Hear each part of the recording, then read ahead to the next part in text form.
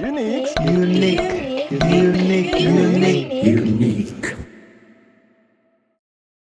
Shalom.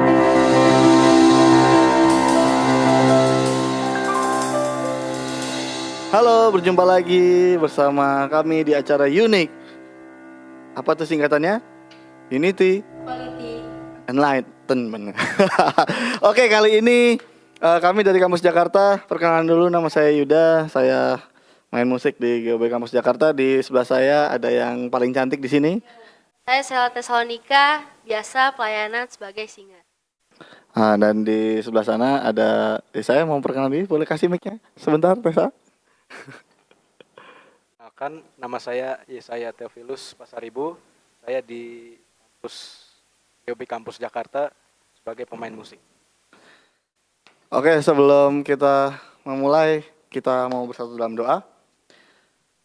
Mari kita berdoa. Terima kasih Tuhan Yesus, kami boleh berkumpul lagi di tempat ini Tuhan Yesus pada saat ini. Meskipun kami berada di rumah kami masing-masing, di tempat kami masing-masing, tapi kami percaya Tuhan Yesus, kami satu hati, kami mau datang pada saat ini untuk memuji menyembah Tuhan dan mendengarkan firman Tuhan. Terima kasih Tuhan Yesus untuk segala kebaikan-Mu, segala berkat-Mu Tuhan. Buat kami, membuka kami telinga kami lebar-lebar dan hati kami Tuhan Yesus untuk menerima semua apa yang ingin Kau sampaikan kepada kami Tuhan. Terima kasih Tuhan Yesus, kami buka acara ini dalam nama-Mu, dalam nama Tuhan Yesus kami telah berucap syukur. Amin. Mari kita bersama menyembah Tuhan.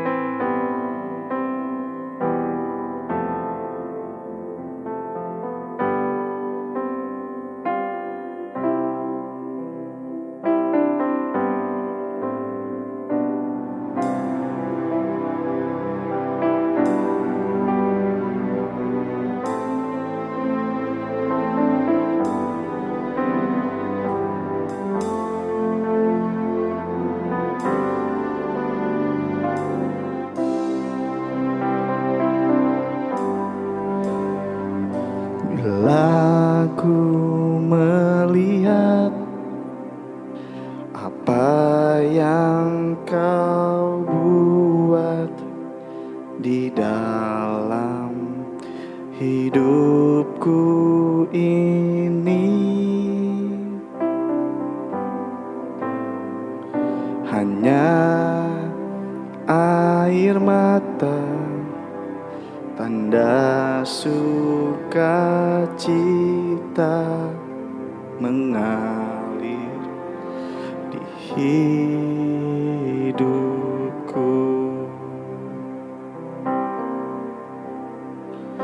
Ku bersyukur, ku bersyukur atas kebaikan-Mu, Yesus. Ku bersyukur, ku bersyukur atas kasih setia-Mu.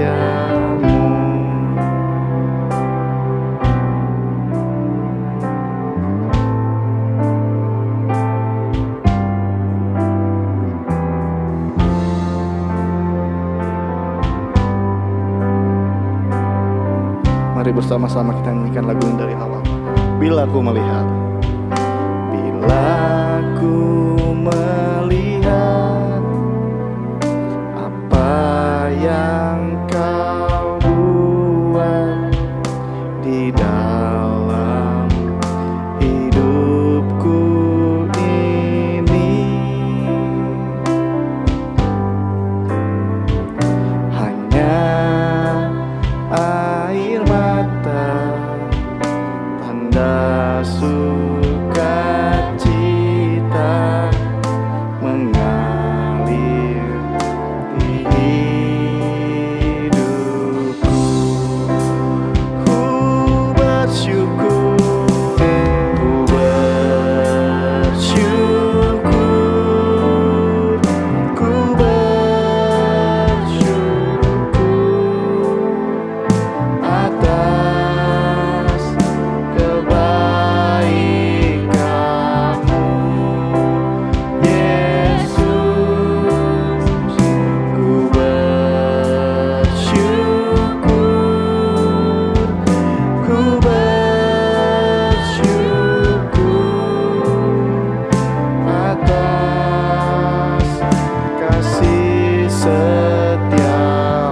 katakan ku bersyukur, ku bersyukur, ku bersyukur atas kebaikan-Mu, Yesus. Ku bersyukur, ku bersyukur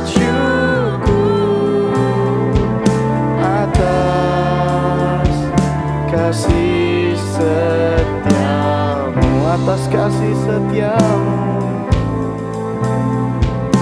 atas kasih setiamu,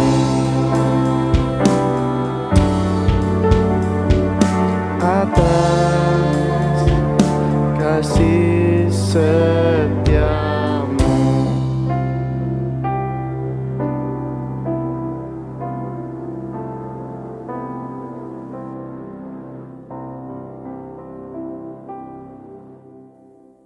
Oke, shalom Soul Sketchers. Ketemu lagi sama kakak Liana. Sudah kenal? Oh, ada yang sudah, ada yang belum. Gak apa-apa. Nah, buat yang udah kenal, menurut teman-teman semua, kakak Liana galak gak? Takut gak?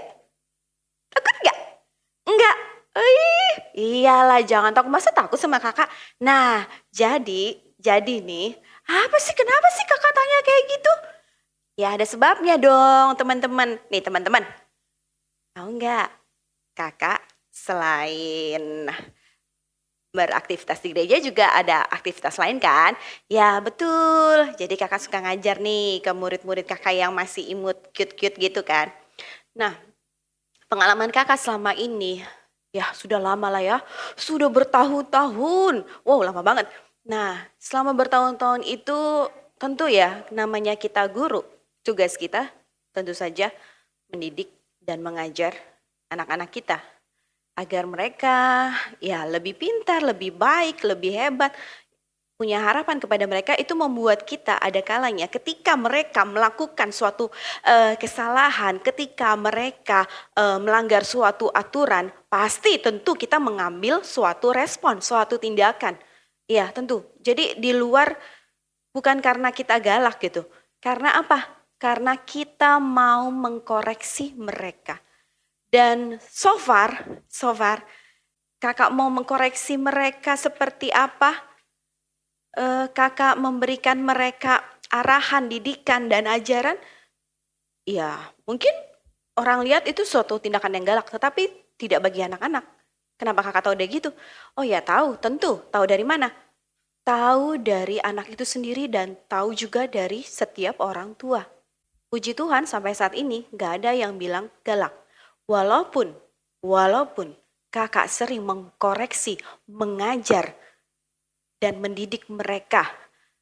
Ya betul. Kenapa? Karena mereka tahu setiap apa yang kakak lakukan. Setiap apa yang kakak ajar dan didik kepada mereka, diajar ya, bukan dihajar, diajar kepada mereka. Mereka mengenal pribadi kakak. Mereka tahu kakak melakukan itu karena kasih, karena sayang kepada mereka. Dan apa maksudnya kak? Sama begitu juga untuk teman-teman semua. Untuk firman Tuhan minggu ini kakak memberikan judul Kenalah Tuhan sampai kamu takut. Hah? Apa tuh Pak? Sekali lagi. Kenalah Tuhan sampai kamu takut. Ya Tuhan, serem banget ya. Kok kita disuruh takut sama Tuhan sih? Kenapa sih Kak? Ada sebabnya. Yuk kita sama-sama belajar ya saat ini ya. Mau kan teman-teman semua belajar semakin mengenal pribadi kita? Ayo, kenapa sih kakak ajak kalian semua untuk takut sama Tuhan? Ya tentu ada sebabnya. Takut. Jujur kalau kakak renungkan, kakak sebenarnya bingung. Kenapa kita harus takut sama Tuhan? Karena kita kan tahu Tuhan itu baik, Tuhan itu penuh kasih, Tuhan itu penyayang, Tuhan itu murah hati. Kenapa kita harus takut sama Tuhan kalau kita punya Tuhan yang baik? Betul gak? Iya betul.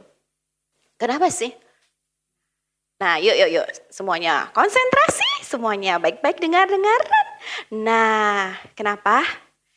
Adik-adik, teman-teman semuanya, ya, adik-adik karena semuanya masih pada ya imut-imut juga kan? Ya. Ketika kita menghadapi sesuatu hal di depan mata kita, benar-benar kejadian, respon kita biasanya apa? Contoh nih ya, contoh ya. Kalian lagi ujian nih. Aduh, tapi gak bisa jawabnya. Gimana dong? Nyontek. Iya, biasanya begitu. Kenapa sih kalian nyontek? Ya, karena kalian takut. Kalian takut dapat nilai jelek. Kalian takut tidak lulus. Kalian takut dimarahin papa mama. Itu respon kalian. Kenapa sih orang juga mencuri? Orang merampok? Ya, bisa kita mengerti kadang. Kenapa? Karena mereka punya alasan. Ya, gimana? Kalau tidak mencuri, merampok, kita makan apa? Kita perlu duit untuk pengobatan. Kita perlu duit untuk bayar cicilan. Nah, itu respon. Apa yang betul-betul kita rasakan, kita hadapi di depan mata kita, karena kita takut, kita mengambil tindakan hal-hal yang ya bisa dikatakan buruk ya, tidak baik. Tetapi kenapa kalian lebih takut akan hal-hal yang seperti itu? Padahal kita punya Tuhan. Kenapa? Ya, karena kalian merasa jauh dengan Tuhan. Tuhan kadang adanya di mana? Di hati, itu pasti ada. Kita merasakan, betul kita merasakan. Kita lihat, ya enggak sih. Kita berjumpa, ya enggak juga. Kita tahu Tuhan ada di samping kita, enggak tahu juga. Betul, kita merasakan suatu hubungan yang jauh dengan Tuhan. Sehingga kita lebih mengalami ketakutan-ketakutan yang ada di depan mata kita. Ayo teman-teman, kakak mau ajak teman-teman juga merasakan apa? Tuhan ada di depan kalian. Tuhan tuh benar-benar nyata, Tuhan tidak jauh. Tuhan bukan hanya tersimpan di dalam hati teman-teman. Tetapi benar-benar dia real, dia ada. Wah, susah ya. Ya, yuk kita belajar sama-sama. Di Roh Kudus yang akan menolong teman-teman dan kakak juga dong pastinya ya. Ada suatu ayat dari Amsal 9 ayat 10. Teman-teman mungkin udah familiar ya. Yaitu bunyinya apa? Permulaan hikmat adalah takut akan Tuhan. Oh, sekali lagi ya. Permulaan hikmat adalah takut akan Tuhan. Permulaan hikmat adalah takut akan Tuhan. Itu terus. Kakak bingung. Apa sih maksudnya? Ya dong, bingung dong. Kalau dengar kata hikmat, kakak taunya apa? Ya Salomo. Itu yang kakak pahamin. Salomo, betapa luar biasanya Salomo. Tetapi kakak nggak mengerti, untuk seseorang yang punya hikmat luar biasa seperti Salomo pun gagal. Lalu bagaimana dong? Apa yang dimaksud dengan permulaan hikmat adalah takut akan Tuhan. Kita compare ya. Nih, kakak ajak teman-teman compare. Hikmat itu bahasa aslinya dari hokmah. Oke. Hikmat, hokmah. Apa itu? Yang dipunyai oleh Salomo? Ada. Siapa yang berikan? Tuhan. Siapa lagi? Selain Salomo. Ada lagi yang mempunyai hikmat. Siapa itu? Daniel. Dua tokoh yang berbeda, sama-sama Tuhan berikan hikmat kepada Salomo dan Daniel. Tapi kalau kita melihat perjalanan hidupnya, ada perbedaannya. Ya. Jadi ketika Salomo memperoleh hikmat, kalian tahu kan, betapa luar biasanya dia diberkati dengan segala kekayaan yang melimpah. Juga punya banyak apa? Ayo, tahu semua, pinter. Iya, banyak istri sama gundik. Betul banget tuh. Dan istri gundik-gundik Salomo yang banyak itu, ya, yang total sekitar 1000 itu ya, 700 istri dan 300 gundik. Itu membuat Salomo melakukan apa? Ya, dia melakukan apa yang jahat di mata Tuhan. Dia menyembah berhala. Dia mengikuti apa? Istri-istri gundiknya. Yang saat itu mereka sebagian tidak menyembah Allah Israel, tapi mereka menyembah dewa dewi. Itulah awal mula kejatuhan Salomo. Dan hikmat yang sudah dia punya loh. Bagaimana dengan Daniel? Kalau Daniel, dia malah berada di suatu bangsa yang apa? Ya, dia kan lagi di pembuangan kan. Di suatu bangsa yang notabene menyembah patung. Tapi apa dia lakukan? Dia bukan terseret. Tetapi dia malah membuat seorang raja, meyakinkan seorang raja bahwa betul Allah yang kusembah itu lebih berkuasa, lebih hebat daripada patung-patung yang kamu sembah. Wow, luar biasa ya. Kok berbeda ya? Sama-sama diberikan hikmat. Terus gimana dong? Apa bedanya dong, Kak? Gimana sih letak perbedaannya? Nanti kalau mungkin teman-teman, jangan mungkin sih ya, kalau teman-teman lagi ada waktu, baca. Jadi kalau di dalam kisah Salomo, dia hanya dikatakan selalu diberikan hikmat melebihi siapapun. Kalau Daniel ternyata tidak sampai situ. Apalagi sih Kak? Dikatakan bahwa Daniel pun diberikan pengetahuan, diberikan pengertian. Itu yang tidak ada di dalam Salomo.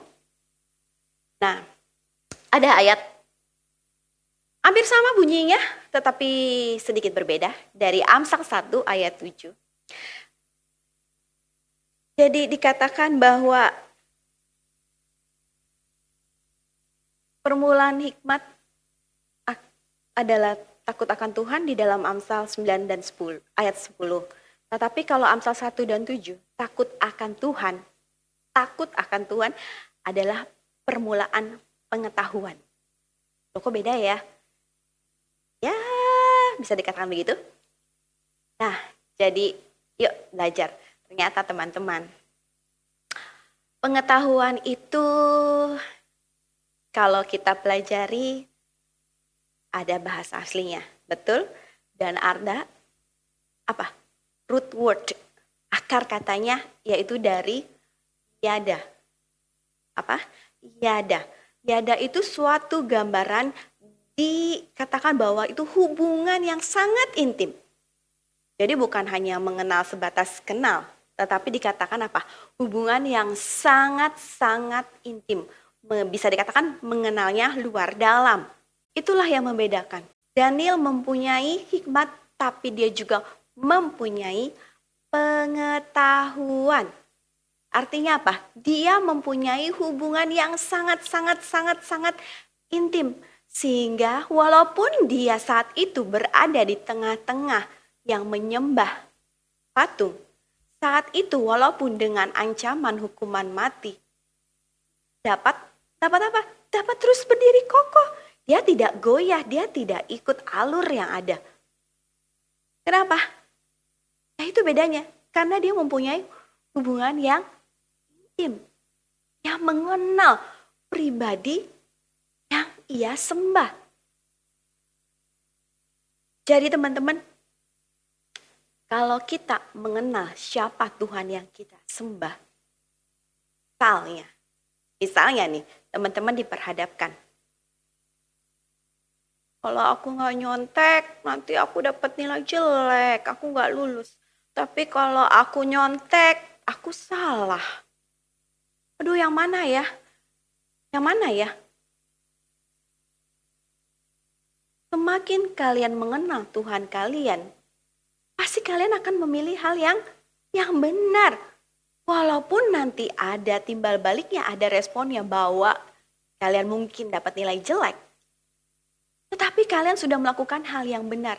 Apakah tidak mampu nanti Tuhan menolong teman-teman untuk memperbaikinya?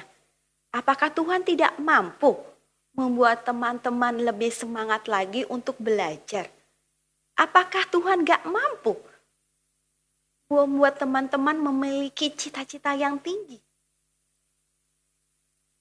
Nah, itu bedanya.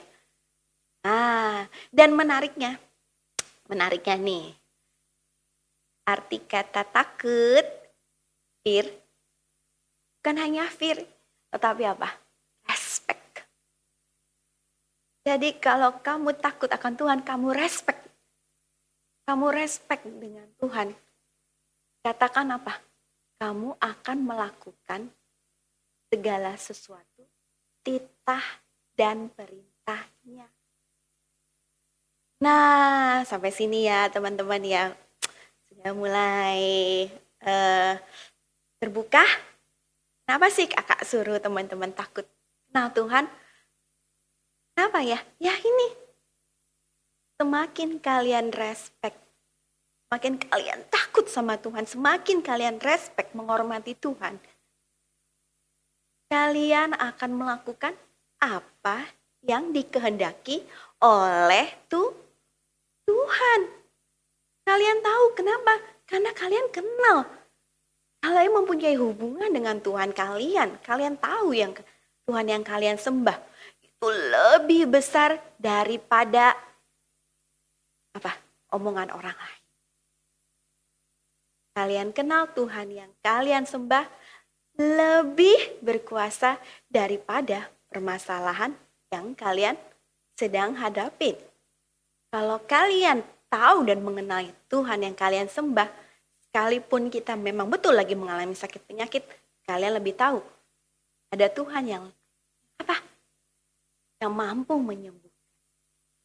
Nah, jadi teman-teman percaya Tuhan bukan hanya tersimpan jauh di dalam lubuk hati kita. Tuhan tuh benar-benar ada. Dia ada di depan kita yang membuka jalan, membuka pintu untuk kita semua. Dia ada di samping kita yang selalu menghibur kita. Dan dia juga bahkan ada di belakang kita yang akan selalu menopang kita semua. Jadi mari teman-teman, kenalah Tuhan kalian sampai kalian takut akan Tuhan. Inilah firman Tuhan kita untuk minggu ini. Terima kasih sudah mau dengar-dengaran. Tuhan Yesus memberkati. Dadah. Dadah.